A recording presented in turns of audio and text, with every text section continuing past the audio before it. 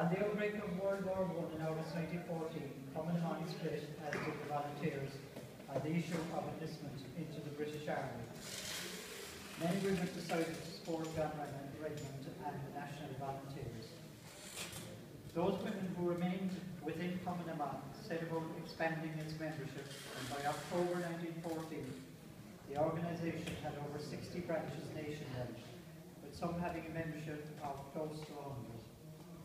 Dressed in their homemade volunteer green tweed uniforms, crossed with a sandbone belt and topped with a slouch hat, the women, ranging in age from late teens to mid-30s, came from a diverse social backgrounds. By the end of 1915, some women were receiving military training, although most were reluctant to take part in such activities. On the first day of the Easter Rising, 40 women from Commonwealth entered Dublin's General Post Office with their male counterparts. By nightfall, women insurgents were established in all of the major rebel strongholds throughout the city, apart from Boland's Mills garrison, where Eamon de Valera refused to permit their involvement. Many women in the rebel garrisons fought alongside the men, and a number of Commonwealth members died in the rising.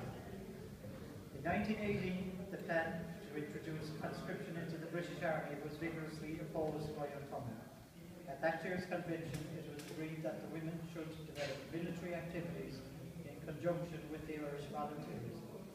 By then, the organisation had as many as 600 branches as a result of a major recruitment drive. Here in Cork, over 100 women attended the inaugural meeting in 1914 in Commonwealth, which was convened by Mary McSweeney and Madeleine O'Leary, future wife of Sean O'Haverty. Officers appointed were Mary McSweeney, President, Madeleine O'Leary, Nora O'Brien, Kate Conway, Maureen Quill. Also prominent were Susie and Anne Walsh, sisters of Tomas McCurtain, Nora O'Brien, Madge Barry, Henrietta O'Flynn, Sheila Fenton, Madge O'Leary, and Mary O'Leary. City branches were formed in a number of districts, including Blackpool, Shandon, Douglas, Blackrock, Blarney Street, Toker, Bishopstown, and UCC. Weekly meetings were held in the Irish Volunteers Hall at Shear Street, and fundraising concerts were organised. From 1917 onwards, total membership of Commonwealth in Cork City was roughly 700, with each branch having an average of 50 women. Also active in Cork at the time, but not to be confused with Commonwealth, was an organisation called the Women's Citizens Army, which was formed in 1917. The founders and leaders were the Wallace sisters of Brunswick Street in Cork. While its objectives were broadly similar to those of Commonwealth, its policy veered more towards the Labour side of the movement for independence. Two of Common's most prominent members in Cork were Mary McSweeney, sister of Terence McSweeney, and Leslie Van de Barry, later to become Mrs. Tom Barry. Mary McSweeney was a founding member of the Cork branch and was National Vice President of the organisation for many years. Born in London on 27th March 1872, she returned to Ireland with her family when she was 6 years old and was educated in Cork. Thereafter, she worked briefly at private schools in England and France before studying for the University Teaching Diploma at Cambridge University. On the death of her mother, she assumed responsibility for the family and took up a teaching post at St. Angela's Ursuline School, of which she was a past pupil. Her involvement in the struggle for Irish independence stretched back to the early years of the 20th century, when she joined the women's organisation Penina na Hera and also became deeply involved in the Irish language revival movement. In the aftermath of the Easter Rising in 1916, she was interned by the British, and this led to her dismissal from her teaching position at St. Angela's. Soon afterwards, she founded Scollita, a day school which opened its doors on the 4th of September 1916 at number 4 Belgrave Place, Wellington Road. After delegates at the Sinn Féin party's Ardèche in 1917 voted in favour of a motion calling for the establishment of an independent Irish Republic. She joined the party, and the following year she was elected to the first Dáil representing Cork. Shortly after the death of her brother Terence on hunger strike in Brixton prison, she and Muriel McSweeney, widow of Terence, travelled to the United States to give evidence of black and tan atrocities to the American Commission of Inquiry on Conditions in Ireland.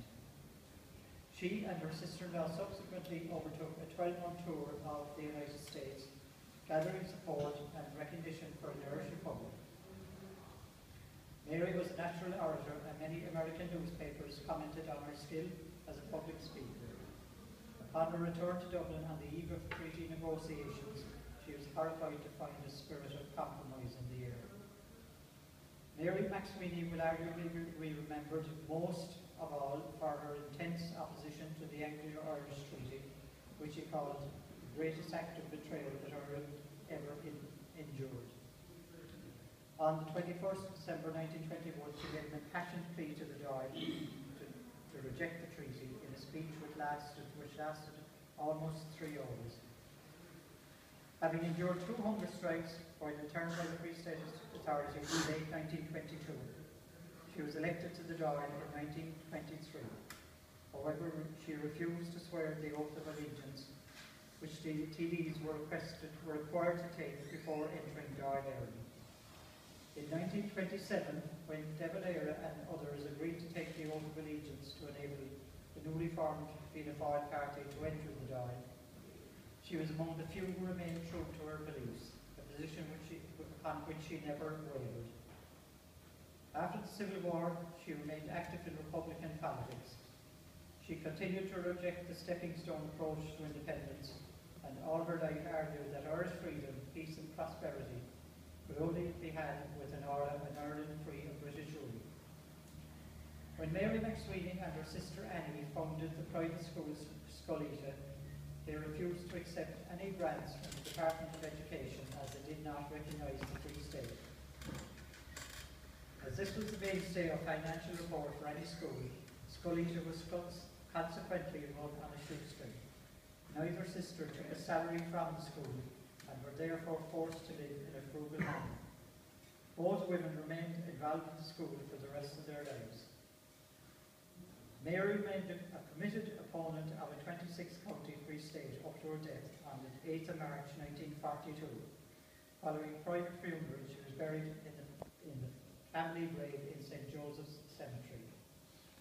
In her memoir entitled History's Daughter, Mara McSweeney Brewer described her aunt, Mary McSweeney, as a remarkable woman of great intellect and strength of character who had absolute integrity.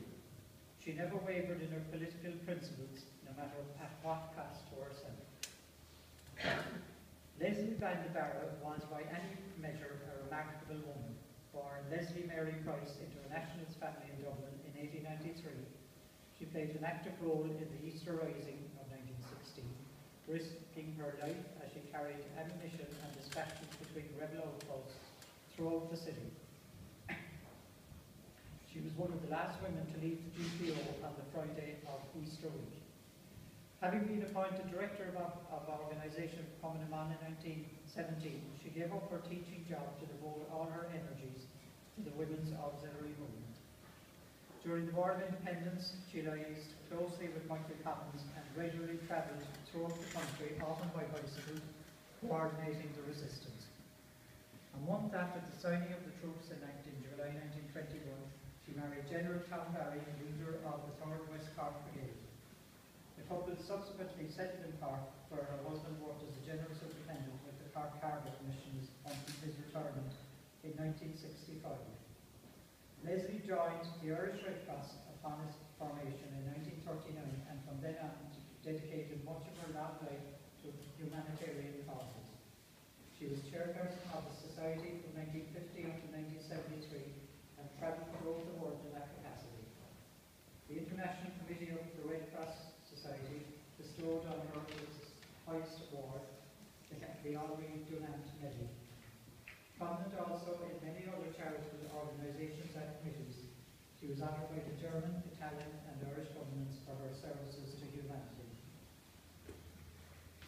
She died at the age of 91 at St Finbarr's Hospital on the 9th of April 1984. She is buried alongside her husband at St Finbarr's Cemetery, Cork. Throughout the War of Independence, Commemoration was fully supported of the national cause.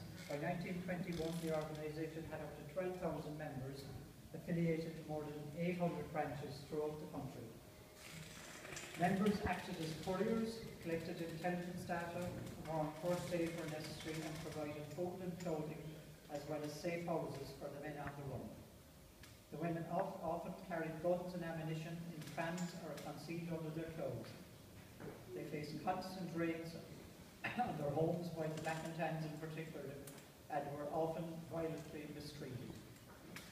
When the Treaty of 1921 was brought back to the Dáil to be ratified, Commemoration was the first organisation to reject it, voting 419 to 63 against its ratification, and its executive committee overwhelmingly passed a motion reaffirming their allegiance to the Republic. Following the acceptance of the treaty, a split developed within Commemoration. Treaty supporters formed a new organisation called commemoration, while the neutrals simply stepped away from the political stage. In the ensuing civil war, the most committed Common members remained active in supporting the anti-treaty side. Massive arrests by the Free State government began in 1922 and continued during 1923. Anywhere between 750 and 1,000 women were arrested and interned. A 34-day hunger strike by some members, including Mary and Annie McSweeney, protest against their arrest and imprisonment without trial, led to the early release of the women. Whereas none of its members lost their lives during the War of Independence, at least 2 were killed during the Civil War, including Margaret Duggan, who was shot by a Free State officer in West Cork. Over 10,000 women have been engaged in the campaign for Irish freedom throughout the War of Independence. However, as the Civil War took over, many Commemoration members adopted a neutral position, in effect resigning from the organisation. The divisions which initially came to the fore following the signing of the Anglo-Irish Treaty ultimately led to the fragmenting of the organisation. Many members resigned to join Fianna Fáil, Clan Republica and other parties. By 1926, leading lights such as Countess Markovitz, Kathleen Clark and Hannah Sheehy Skeffington were no longer involved, having allied themselves to De Valera, who was founding of the Fianna Fáil party was to further hasten the decline of Commemoration. The Commemoration organisation is inextricably linked to the struggle for Irish self-determination and to a lesser degree the campaign for women's rights. The commitment of its members before, during and after the Rising did more to draw the attention of the Irish people to the independence movement than any other group. Thank you.